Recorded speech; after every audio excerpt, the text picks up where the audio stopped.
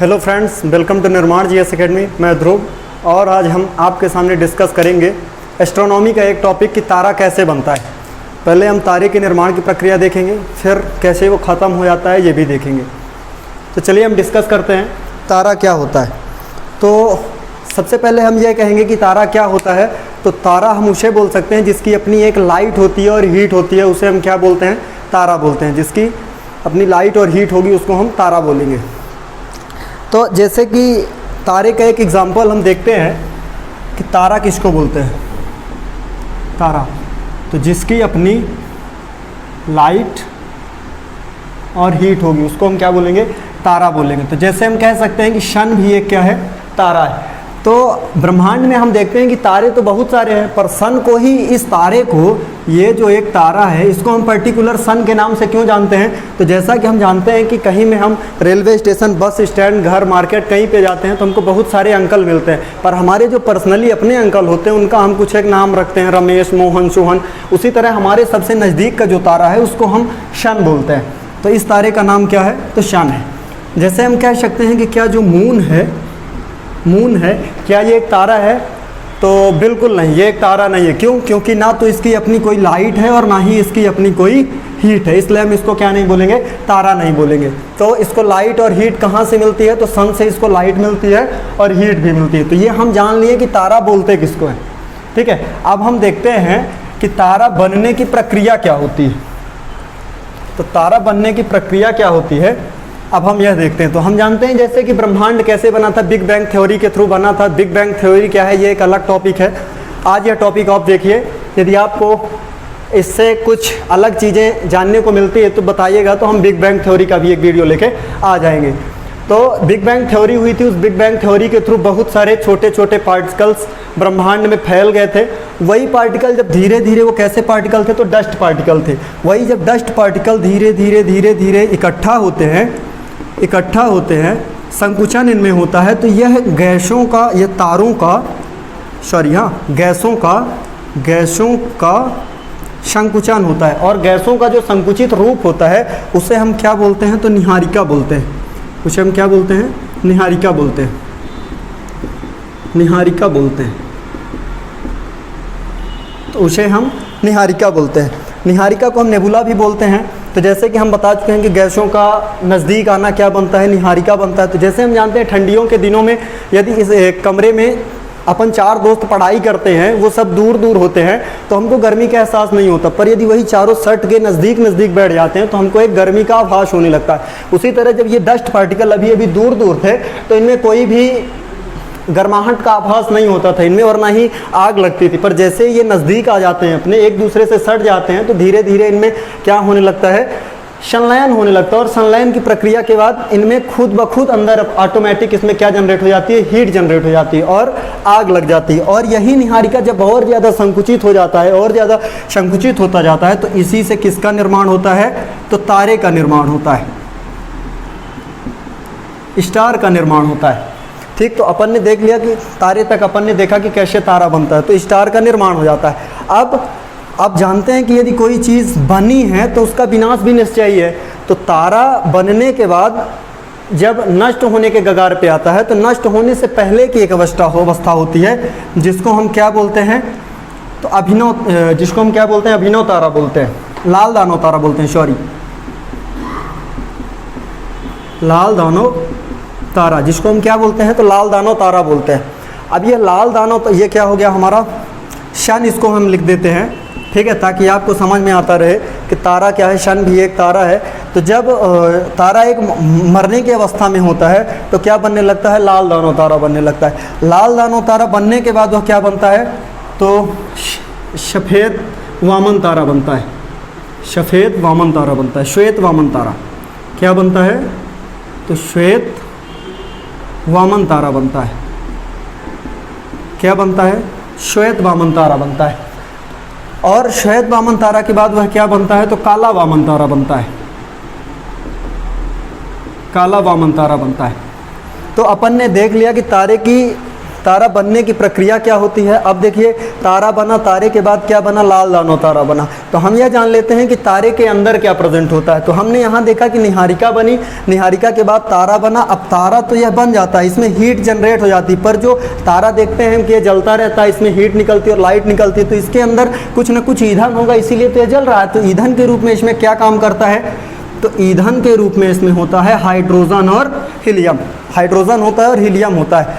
अब यह हाइड्रोजन और हीलियम, तो इसी का परिवर्तित रूप जो होता है, इसी का जो परिवर्तित रूप होता है वो क्या कह सकते हैं कि हाइड्रोजन जो होता है वो हीलियम में बदलता रहता है। और किस अभिक्रिया द्वारा बदलता रहता है, तो नाभिकीय संलयन द्वारा।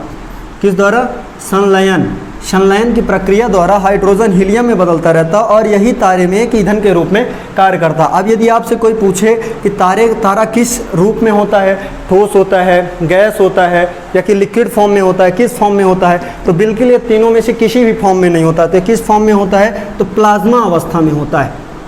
प्लाज्मा अवस्था में होता है। यह भी एक पदार्थ की अवस्था है। पदार्थ की अवस्थाएं 5 होती हैं, जिसमें से ठोस, द्रव, गैस।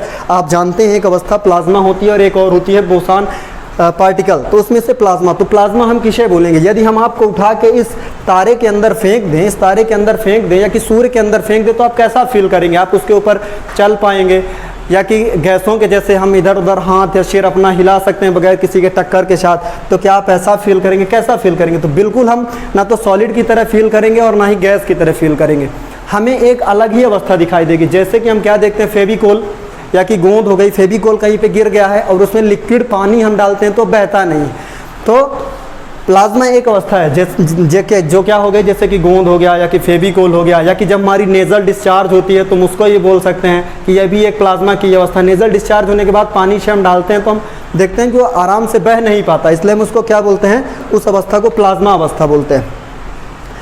तो ईंधन के रूप में इसमें क्या काम करता है, तो हाइड्रोजन काम करता है और हीलियम काम करता है। हाइड्रोजन किस में परिवर्तित होता है, तो हीलियम में परिवर्तित होता है। अब हम देखते हैं कि ये तारा है, तारा में जब हाइड्रोजन हीलियम के रूप में परिवर्तित होगी तो हम यह बोल सकते हैं कि इस तारे में अभी जो ईंधन है वो कितने % है, तो 100% है। अब जब इस तारे से यह ईंधन 100% से घट के कितने % रह जाता है, 90% रह जाता है। कितने %, 90%। तो हम इसको क्या बोलते हैं, लाल दानव तारा बोलते हैं। और जब इस तारे से इसका ईंधन खत्म होने लगता है तो यह अपने वास्तविक आकार से थोड़ा बढ़ जाता है, और थोड़ा नहीं, लगभग 10 गुना अपने आकार से बढ़ जाता है।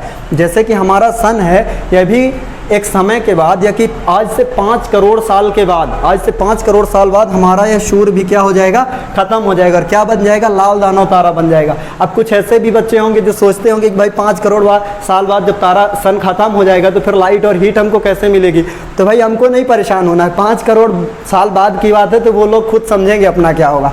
ठीक है, तो अपन ने देखा कि लाल दानव तारा बन गया। लाल दानव तारा मतलब इसकी 90% जो ईंधन था वो खत्म हो गया। तो ईंधन जैसे जैसे, तो हम इसमें एक रिलेशन बना सकते हैं डायरेक्टली प्रोपोर्शनल का, कि जैसे जैसे इसका ईंधन खत्म होता जाता है इसका आकार क्या होता जाता है, तो इसका आकार बढ़ता जाता है।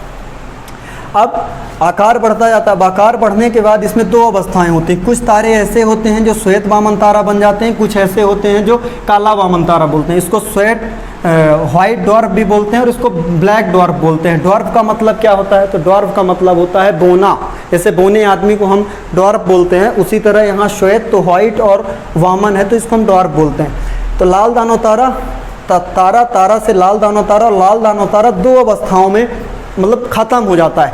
तो जैसे हमने देखा श्वेत वामन तारा, अब देखते हैं लाल वामन तारा। तो लाल वामन तारा जब ख़त्म होने वाला होता है तो यह क्या हो जाता है, लाल वामन तारा क्या एक बड़ा तारा बन जाता है। इस बड़े तारे को क्या बोलते हैं, हम अभिनव तारा बोलते हैं। क्या बोलते हैं, अभिनव तारा बोलते हैं, अभिनव तारा बोलते हैं।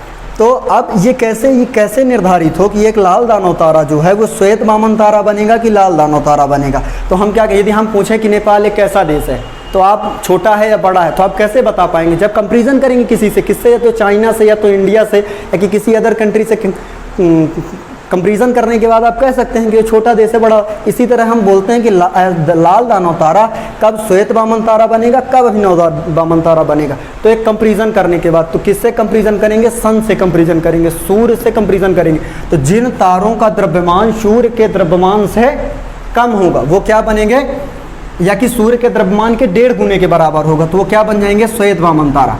कितने गुना, 1.5 गुना। हम क्या लिख देते हैं, शन के द्रव्यमान के 1.5 गुने के बराबर, 1.5 गुने के बराबर हों या कि फिर उससे छोटे, तो वो तारे क्या बन जाएंगे, श्वेत वामन बन जाएंगे। श्वेत वामन तारा जो होता है, यहाँ तो 90% एनर्जी खत्म हो जाती है और इस श्वेत वामन तारा बनते बनते उसकी लगभग 95% एनर्जी क्या हो जाती है, खत्म हो जाती है। और जब इसकी 100% एनर्जी खत्म हो जाती है तो क्या बन जाता है, काला वामन तारा बन जाता है और ब्रह्मांड में वो इधर उधर चक्कर लगाता रहता है। इस श्वेत वामन तारे को जीवाश्म तारा ही बोलते हैं। क्यों? क्योंकि अभी ये 95% खत्म हुआ है, 100% तो खत्म नहीं हुआ, इसलिए इसमें कुछ अभी जीव का अंश है, इसलिए इसको हम क्या बोल रहे हैं, जीवाश्म तारा बोलते हैं। तो इधर से हमने देख लिया कि जो सूर्य के द्रव्यमान के 1.5 गुने के बराबर तारे होंगे उनकी मृत्यु कैसी होगी। अब हम क्या देख लेते हैं, जो सूर्य के द्रव्यमान के एग्जैक्ट वैल्यू जो इसकी होती है उसको चंद्रशेखर सीमा बोलते हैं, चंद्रशेखर सीमा बोलते हैं। तो ऐसे तारे जो चंद्रशेखर सीमा के बराबर होते हैं वो क्या बन जाते हैं, श्वेत वामन तारा। इसे चंद्रशेखर सीमा क्यों बोलते हैं, क्योंकि भारतीय वैज्ञानिक चंद्रशेखर ने बताया था कि कौन से तारे श्वेत वामन तारा बनेंगे और कौन से अभिनव वामन तारा बनेंगे। तो चंद्रशेखर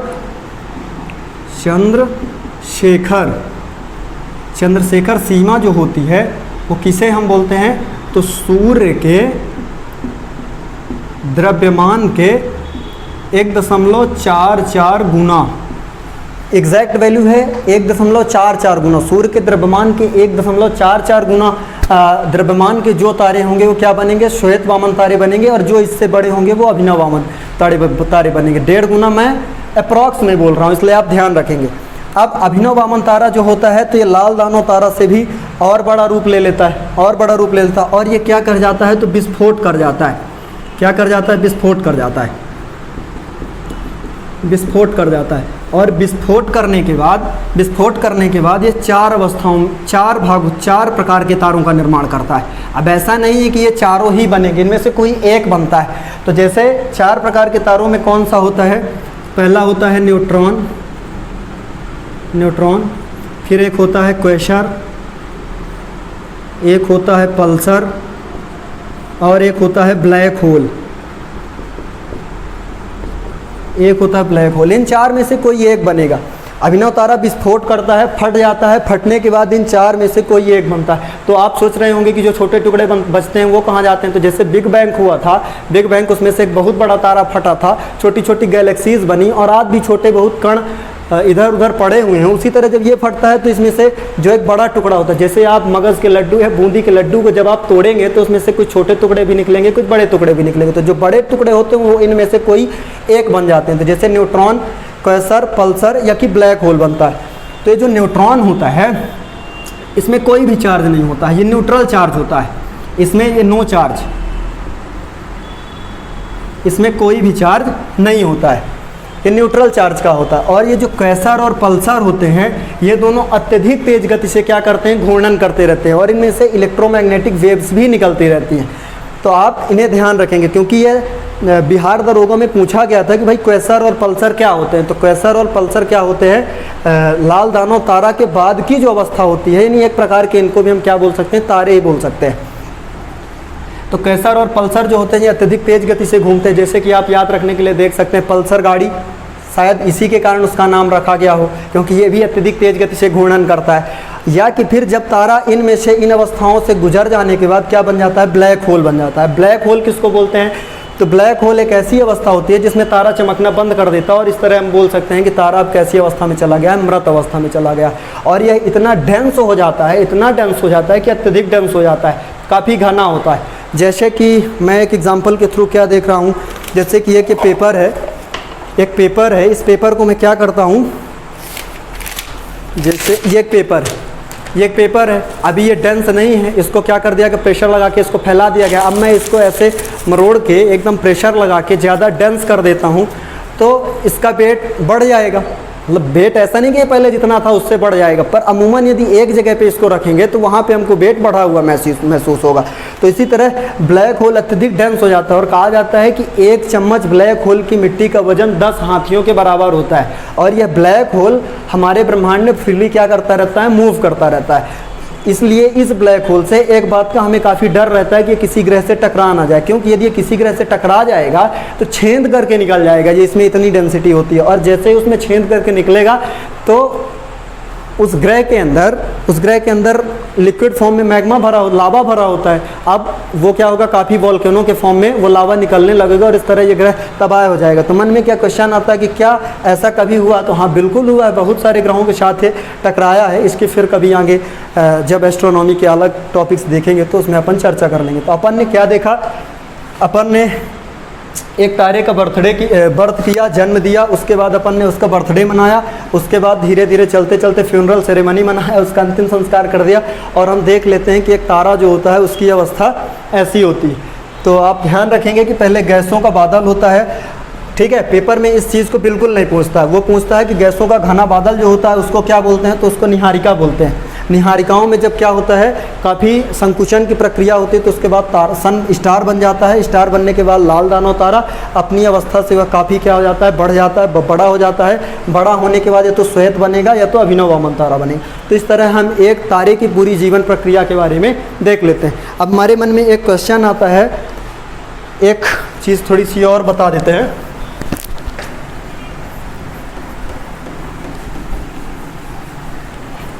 कि तारा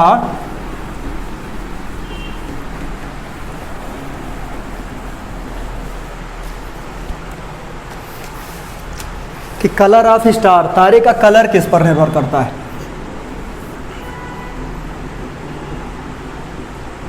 कलर ऑफ स्टार, हम देख लेते हैं कि तारे का कलर किस पर निर्भर करता है। तो तारे का कलर तारे के पृष्ठ तापमान पर निर्भर करता है, पृष्ठ तापमान पर निर्भर करता है।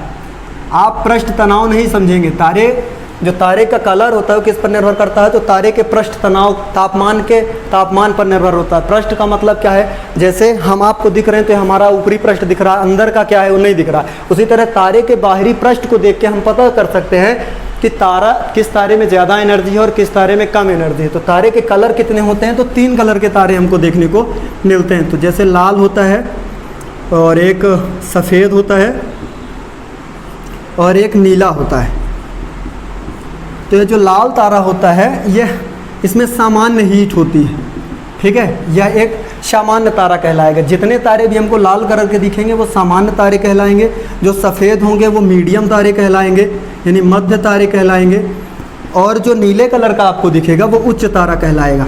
आपने लाल तारा तो देखा होगा, जैसे सूर्य ही हमारा क्या है, एक लाल तारा है। अब सामान्य तारा है तो इसका तापमान लगभग कितना होता है, तो 6000 डिग्री सेल्सियस होता है। इसका तापमान कितना होता है, 6000 डिग्री सेल्सियस होता है। एस्ट्रोनॉमी में 6000 साल या कुछ करोड़ साल कुछ भी नहीं होता है।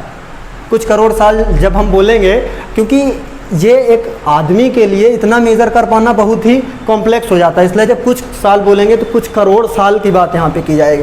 सामान्य तारे का तापमान इतना होता है, फिर मध्य जो होता है वो सफ़ेद कलर का होता है, जो उच्च होता है वो नीले कलर का होता है। हम सामान्यतः लाल कलर के तारे को देखें क्योंकि सूर्य भी हमारा लाल कलर का तारा है, और रात में हमने कई तारे देखे हैं, बहुत सारे तारे देखे हैं। पर आप ये बताइए कि यदि मैं 2 किलोमीटर दूर आपसे खड़ा हूँ और आप हमको देख रहे हैं तो क्या बता सकते हैं कि हमने किस कलर की शर्ट पहनी है? उसी तरह ये रात में ये तारे हमसे अत्यधिक दूरी पर दिखाई देते हैं, इसलिए हम यह कलर का निर्धारण नहीं कर पाते कि कौन सा सफ़ेद है और कौन सा नीला है। पर टेलीस्कोप की हेल्प से हम क्या कर सकते हैं, देख सकते हैं। तो तारे का कलर आप देख सकते हैं कि कितने कलर का होता है, लाल होता है, सफ़ेद, नीला होता है। सामान्य इनमें इसका तापमान सामान्य होता है, ये मध्य होता है और ये उच्च होता है। अब आप सोच सकते हैं कि सूर्य हमारे नज़दीक है और सामान्य तारा है तो इसकी हीट कितनी है, तो जो दूर है उसकी कितनी हीट होगी। तो लगभग हमने तारे के जीवन काल और तारे किस कलर के होते हैं इसके बारे में अपन ने डिस्कस किया है। अपन एक नए टॉपिक के साथ फिर मिलेंगे। आज के लिए बस इतना ही, धन्यवाद।